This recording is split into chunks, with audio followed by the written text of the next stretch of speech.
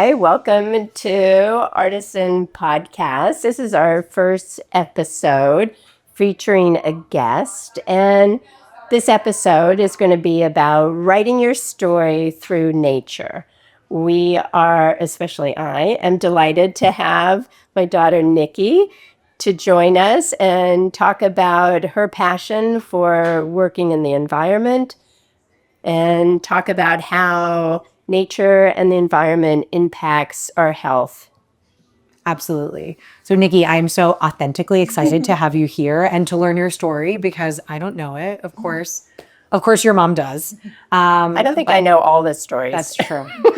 You're not supposed to. I'm not supposed to. But I will say there is this really exciting growing body of research that talks about how when we align with our purpose, that affects our physiology and ultimately our health outcomes. So if you could just introduce yourself and tell the audience about your story and how you wrote your own story. Definitely. Yes. So excited. Thank you, Dr. Del Toro Of course. and Mom. Dr. Mom. And Dr. Mom. My name is Nicki Alexander. I currently live in San Francisco, but I'm home visiting for my mom's birthday, which is tomorrow. So happy birthday to you. Yeah. So currently I find myself in a role as executive director of a small watershed conservation nonprofit. I have also spent about a decade as an environmental educator. Yes, and that has been a lot of fun. I've done community outreach and engagement, done some work connecting communities with grant funding so that they can improve environmental justice concerns in their communities, things like that. But I would say my heart is really in environmental education, and what I love is to connect people to local green spaces, especially in urban areas, because in our urban environments, we often do not have access to green space, not in the same way as you might in a suburban or rural environment. So, there are plenty of people who live in cities who have never been on a nature trail, who don't get to spend time in forests or in prairies or in other ecosystems. And so that has been my life passion professionally, I would say, is connecting people to those resources. That's amazing. Thank you. Tell us about what differences you've seen in those people when you get them connected to nature. Sure. Well, a lot of my experience has been with one to three interactions with students. So I haven't taught generally in a school setting. I did do that for a year. But one thing I find is that students are more relaxed. I can see it through, for example, if we go for a hike, at the start of the hike, a lot of kids who grow up in urban environments are nervous about being in that type of ecosystem, that they're in a concrete jungle so much of their lives. So they get out into nature and they say, this is so scary. I don't have phone service. I'm going to step and trip and hurt myself, And then by the end, a lot of times I'll have students say, this is the best day of my life. This is the best field trip I've ever been on. That's so special. What can I do to have a job where I can do this and get paid? Get paid. That's a hitch. which is really, really incredible to hear. And I think we have seen in the different contexts that I've worked in, there have been students who have then gone on to pursue environmental paths because they are introduced to that. I remember when you were in the Dominican Republic and you took the students and they never seen the ocean. Right? Wow. They live on an island. Wow. They never seen the ocean. Exactly, because the school was in the middle of the country. And so most of these students didn't have resources to drive 2 hours. Their families didn't have cars and it was a long bus trip. So when we went to the ocean, a lot of them had never seen that. And they jumped in and they had never experienced a wave before. Wow. And that is a really impactful memory for those students. That's so special. And for you. That's really important work. Yeah, to share that. It's so special. And what about your life path? So this is where you are today. Tell us sort of how you got to where you are and the twists and turns that took you there. Okay, I have a comment about wanna this. So when I was in my surgical residency, I had no time off. And so Kent and I would take the girls to the Blue Ridge Mountains. And we stayed at this place called Black Bear Cabin Rentals. And Nicki was maybe 8 years old. And we found out after the fact that she ran around outside, and off the trees, she pulled the X's that were marking trees to be taken down. An environmentalist, like She was an environmental terrorist from a young age. You cannot take this tree down. Literally, she was ripping the signs off the trees. Right. So she started. I mean, I don't even know where she started to fall in love. I mean, I grew up in Portland, Oregon, so Outdoors. nature was, we went to the mountains or we went to the beach. I mean, it was just people walked everywhere, even in the rain. And, I think it's genetic. I'm taking full credit for that. When did you realize that this was more than just a hobby? It was a primary passion, and it was something that you were going to pursue as a career? Definitely. So when I was in college, I initially went in as pre-vet. I wanted to be a veterinarian. Special. Because I loved animals. But to be honest, I took the first general chemistry class and I said, I'm not doing this for 8 years. Mom, this is really hard. She might have said something like, Mom, I'm not working that hard. Yeah, something like that. So then it gave me this really special opportunity to ask myself, well, what do I like? And what I lit upon was I love the environment. I love nature. At that time I was trail running a lot. I grew up riding horses, and I spent a lot of time in forests with horses, in between practice sessions and, that kind of thing. And so then that really led me to pursue that. So I majored in it. I graduated, and I was interested in Latin America too. So then I got a fellowship to go to the Dominican Republic, and that was really where I fell in love with environmental education. And that was just a chance placement, honestly. So it's really, I think, so important to just kind of follow your gut when you're building your story like that, because I just had a strong feeling I want to go to Latin America. I knew nothing about the Dominican Republic. I had never been there. I had heard of people going to, the Caribbean for vacation, but I didn't really know anything about it. And I moved there for a year, and then I just fell in love with working with students, especially high school students, on environmental science. Yeah. And she made Kent and I go down there and stay in tree houses. Yes, that is true.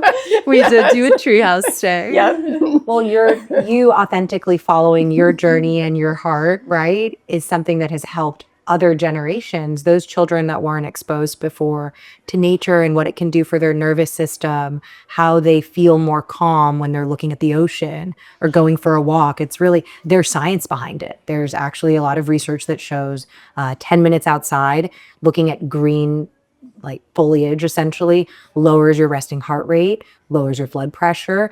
It actually increases your heart rate variability, which is a good thing, and lowers your respiratory rate. So you're not in this tight, anxious, cortisol driven state, which, unfortunately many of us operate in that, and having been in the ER where there are no windows. That's where I worked before, no windows, cortisol high the whole time. High stress. At really weird hours too, 5 p.m. to 3 a.m. No light, no nature. It was one of those things that without fail, when I lived in New York City, I actually would walk home back through Central Park. Because I was I lived on the Upper East Side, but I was at Columbia Presbyterian. So I would take the train down to the southwest corner at Columbus Circle of Central Park, and then I would walk across, but I would go in through the park. Get that extra nature, green space, and then it would just feel like whoosh. You could feel the lowering physiology. My heart rate would come down, being in nature. So I think everyone's experienced that, but we can't forget about how important it is. Every year, my parents have always had a house at the Oregon coast, and every year since I was in high school, there was a summer beach trip, and that was where it was like my reset button. just walking the ocean, the mountains, the fresh air. Yes. All of the stress of my career, my life, all of those things just literally just went away. Absolutely. Walking on the beach. And in my life now, I spend most of my time indoors. I'm in the operating room, I'm in the clinic. And there's a lot of time where I don't even see any daylight because I drive to work when it's dark and I come home when it's dark. But on weekends is when I get to be outside. Right. And running is really, I think, what's keeping me sane, being outside. I mean, I do run during the week on the treadmill, but it's nothing like my long runs on weekends. And that's where my mind processes the week past, the week coming up. And that's my way of resetting in now. And I'd probably be on Prozac if I didn't have that right now. Which there's nothing wrong with, right? No. Drugs do what they do. If you need Yes. it, you go Better for living it. through pharmacology. Right, but there is definitely something to be said about the environment, sunlight, fresh air, green spaces, prairies, oceans, all those things being natural antidepressants. And that's an unlock that everyone should take advantage of when given the opportunity. And, people, I see it with my young children on a day-to-day. If I come home after work, they've been inside, the weather hasn't been great, what have you, you can feel this anxious energy, this tension. And I go, outside, it doesn't matter. We're going to get muddy. We're going to get wet. It's raining. It's okay. If there isn't lightning, we're still going outside. And it's good for them. And everyone feels more calm. Everyone feels happier. And you tend to go into that rest time. And you also sleep better because sleep you're so much better when outside. you're If you're inside, you're watching TV, your brain's buzzing. I mean, you got to get that. The kids have to be out. They have to get that. And we're just big kids. I mean, it's absolutely true. It is, It's right? It's absolutely the same true. thing. Like they need physical exercise and sunlight and great nutrition. And those principles don't change as we age. Like we need physical exercise, sunlight, and great nutrition as a foundation for healthy aging. What an incredible opportunity for you to help young children realize that. Definitely. And another thing I'll say is that all natural spaces are not equal. And one thing that is a huge part of my work right now is doing native plant restoration work. So there are many natural spaces in the US, but also all over the world where invasive English ivy, for example, has taken over. Invasive Ehrharta grass here, kudzu, is a huge problem. So when you go into those spaces, it's not the same as having untouched natural space, these old growth forests. Like if you think about, for example, the redwoods of Northern California. Stunning. If you go into that space, it gives you an extra dose of that relaxation, of that grounding, because that is how that space is naturally supposed to be. And you notice a difference. And even doing this native plant restoration work, seeing some of these ecosystems, I've been involved with this organization for nearly a decade now, and seeing some of these ecosystems and the changes that they've gone through just with a little bit of intervention of pulling out those invasive plants, planting natives, it makes a huge difference. That's amazing. And what would your advice be to some of our listeners, whether it's getting outside or how they can help support things that are so important, like the environment and that native species restoration? So I think that native plant restoration is something, and just ecosystem restoration is something that is happening all over the country. I know I didn't even know about there. it. Honestly, it's something, this is new information to me. I think it's so cool. So it's very especially, interesting. It makes sense, right? But it's just something that's not on your radar. It's not, I think For it's most not people, on like a most direct. people's radar for sure. But it's something that most nonprofit organizations are looking for volunteers, and it's something that you can get involved in pretty easily. So, usually, for example, for us, we have weekend work days every weekend, and we have about 25 restoration sites in our watershed. And we host lots of volunteers, thousands of volunteers a year. That's great. And, and we've just been seeing a huge uptick in volunteers in the last year or so. And I think great. the political climate of our country has driven a lot of people to ask themselves, how can I help and what can I do?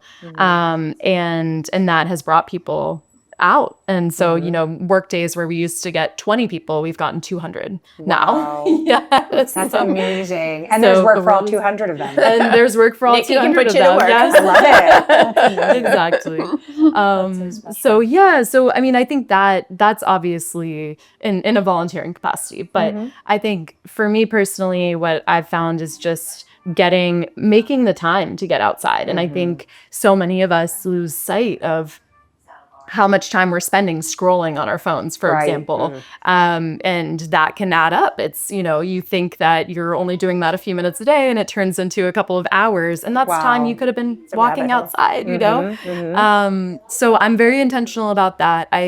I go for a walk first thing when I wake up in the morning. So I wake up at 6 a.m. I take my dog for an hour walk. Grand dog. My grand dog. My dog Pablo, yes. And so we go for a walk. And, I will admit that I'm very lucky to live in San Francisco where we have these beautiful green spaces in the city. So I go out, I see coyotes, I see owls, I see hawks. But even in Atlanta, there is lots of wildlife too. I mean, you can see all of those animals even in Atlanta too. So it's just a matter of spending that time. And the more you're out there, the more you get a chance to see those organisms and and just kind of see the change of the ecosystem through the seasons, which I think is also very grounding. That's so cool. Yeah. I remember during COVID, there was no traffic because, people weren't driving and people in our neighborhood, everybody was out walking. Yes. But the birds came out. And I loved being outside walking because you didn't have the din and the roar of traffic, but all of a sudden there were just like the sounds of the birds everywhere. I love that. And I miss that again, because there's, Ansley's a pretty green space, but you kind of forget For sure. about that because you're hearing the roar of the city. But that was beautiful. And I think one of the greatest changes in Atlanta, and I've been here 36 years, is the Beltline. Because when I first moved to Atlanta, you'd get in your car, you'd drive to the mall, you'd have dinner, you'd drive home. There wasn't a Beltline. I mean, we lived near Piedmont Park, and so we were out and about. But now, when I go running on weekends, it's incredible to be connected with that community, and people are outside. They're not in their cars. It's so vibrant and so alive. I absolutely love that. And every day is different. Who you see, what you see, and it gives me this vitality to be out there and see other people out there, just enjoying the environment and exercising. I mean, how great is that for our cardiac health, our muscle health, our, brain health? I really love that. I love it. One thing that I didn't mention, but I feel like is a really important part of nature in my life is just the confidence building aspect of it. So one thing I've gotten into lately is backpacking in the backcountry. Wow. Adventure. And, and your body is carrying 20 pounds or more, 25 pounds. You're carrying all your food, you're carrying all your water, you're carrying all of your stuff with you. That's awesome. And I think that it really does just give you so much confidence to be in that space, be carrying all your stuff and just experiencing nature moment after moment. It's a really beautiful thing. And then just seeing what your body can give you that you can, on my last backpacking trip, for example, there was one day where I hiked 17 miles and it was like over 3,000 feet of elevation gain, and I'm active, but it's just so empowering to feel your body just be able to give you that. Oh yeah. And it just makes it makes me feel really strong. And I think the other women that I've done that with feel the same. And it's a great activity to do with girlfriends, especially. But also with my husband who is into that too. So Cool. yeah. Hiking, backcountry, backpacking. We're going to do it. Okay, we're going to do it. I'm not sleeping on the ground. I think She's you have to like, do but hut is to there a hut. luxury hotel? And I'm asking the same thing. And who's going to make my matcha for me? There are hut to hut experiences. Okay, too, hut to hut so, experience. yeah. We're thinking like Safari. Yeah. Safari, or in Japan on my honeymoon, I did that. Wow. Where you stay in guest houses, but you backpack during the day and you're carrying all your stuff. You can even get a luggage service to deliver your stuff. Luggage service, deliver the bags. You don't have to wear the same outfit for 5 days. That would be my husband. My luggage service. Yes. Well, you did climb Kilimanjaro too. I did. Oh, wow. Too. Yeah. That has been on my bucket list, actually. Not mine. It's a lot of wanna do fun. it. I would wanna do definitely it. recommend it. Mountain climbing is definitely a big confidence boost too. Oh, absolutely. What an incredible, it's so interesting how humans are attracted to that, Oh yeah. to hiking and to climbing into I'm the not sure which outdoors. You're like, humans not you're all the talking. humans. Which You love humans? to be outside. You love to run or trail run. when it's and flat, whatever. thanks. No, I like trail. But there is something super powerful about going with the topography of a place too. So you're going up with the mountain and down with the mountain, and you're on the ridge, and then you go up and down, and so you become one with that mountain range, and that It's is very cool. it's a very cool experience. Awesome. Would recommend. What advice do you have for our listeners who span from busy moms, busy professionals? Everybody's busy these days, right? We're all doing something. We got somewhere to go, someplace to be. We have this tiny computer. It's constantly bothering us. But what is your best advice for our listeners into how they can incorporate the outdoors and nature?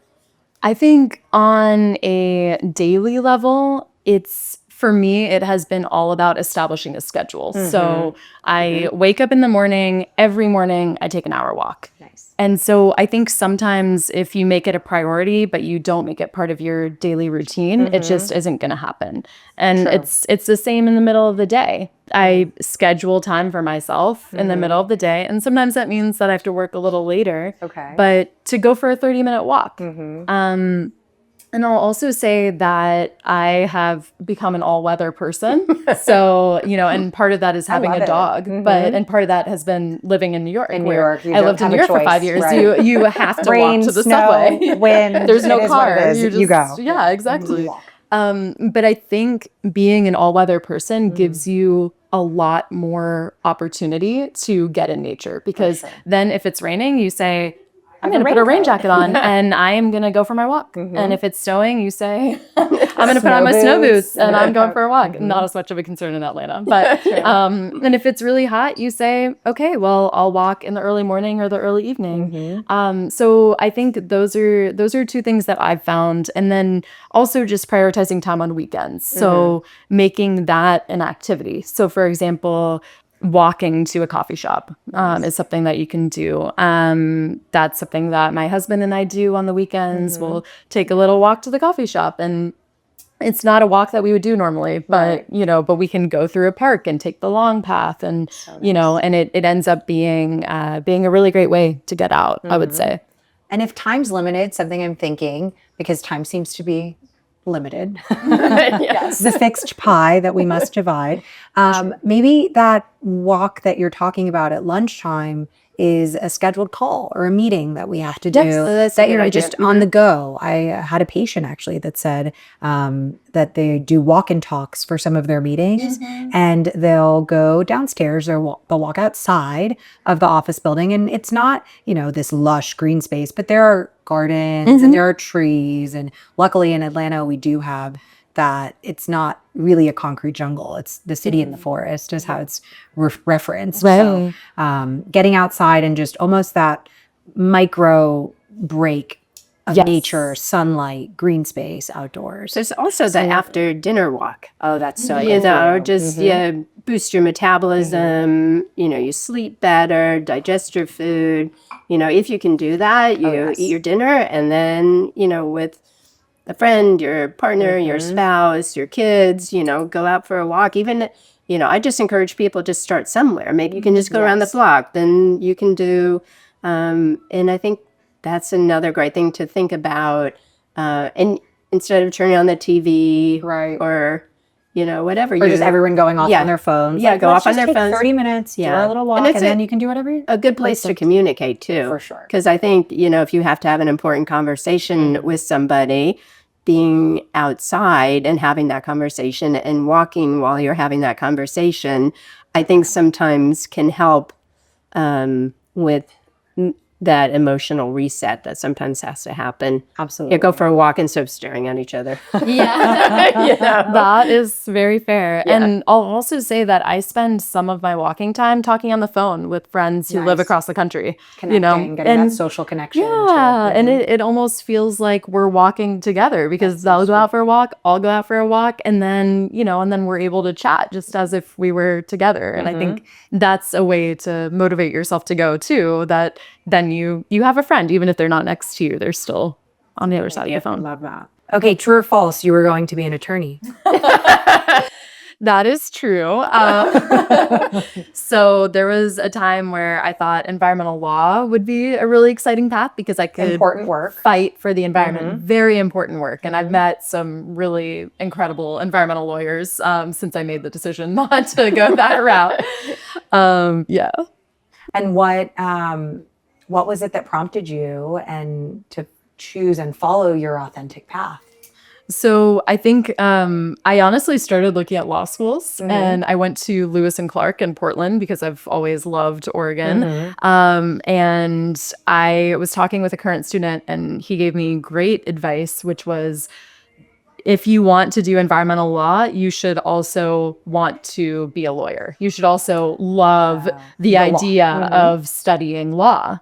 It's not just about the environment. And that was when I realized that it wasn't law that I was attracted to. I didn't actually really care about laws. What I cared about was protecting the environment. Right. And that was when I just started pursuing other paths. And luckily, I found myself in that position where I was able to move to the Dominican Republic and spend a year teaching there. And that was what introduced me to that path. And again, it was pretty random that I ended up there. It was just a match from the Princeton and Latin America program that I did. So Tell me if you notice any differences in the way you felt when you were kind of pursuing that law path versus when you were in the Dominican Republic teaching.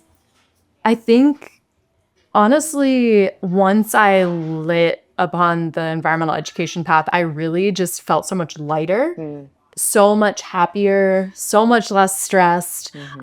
It's amazing how often I talk to people and they ask me how I feel about my work. And I say, I love my job. And they say, I never hear people say that, and mostly people complain about their jobs and their work and, and they don't like it. And so I feel really lucky to have a career that I love. And I do think it makes me a much happier, more balanced and less stressed person. Absolutely. Yeah. Absolutely. And I think there are 3 people here that actually could say I love my job. Yes. Right? Yeah. But it's taken a lot to get to where we are and to feel the way that we do about our careers. Personally, I will say that there can be different stages of careers and jobs or what you're doing. Definitely. But I tell patients is too, we spend too much time of our days and our lives to be unhappy doing what we're doing. So it's either you find purpose and happiness in what you're doing, or you change what you're doing and find purpose and happiness in that. And there's this very cool growing body of research that talks about the allostatic load, which is basically when you're doing something you don't love or doing something that you actually really dislike, how that causes chronic stress and your resting heart rate is higher and your cortisol is higher. And that puts you at risk for worsened metabolic outcomes, cardiovascular disease, type 2 diabetes, potentially depression, anxiety, cancers. So all of it is related, and layering in the environment and being outdoors is the cure-all, right? For a lot of those things, it is. Totally. And then finding your purpose, having that passion, whether you're working 100 hours a week as a surgical resident. Yeah. But right, when you're doing that, you're passionate about it, it gets you up out of bed in the morning, you're happy to go do it. You're like, I'm so lucky. I get to do this and take care of people and help them feel beautiful and make them beautiful, right? This is so cool. Well, I decided early on I'd rather work really hard at something I loved than not work hard at something I didn't like. So, when I was scared about going into surgery, and then I realized that, radiology isn't going to do it for me. You fall asleep. Yeah. For me, I'm like, the room is warm and dark. I just said, you know what?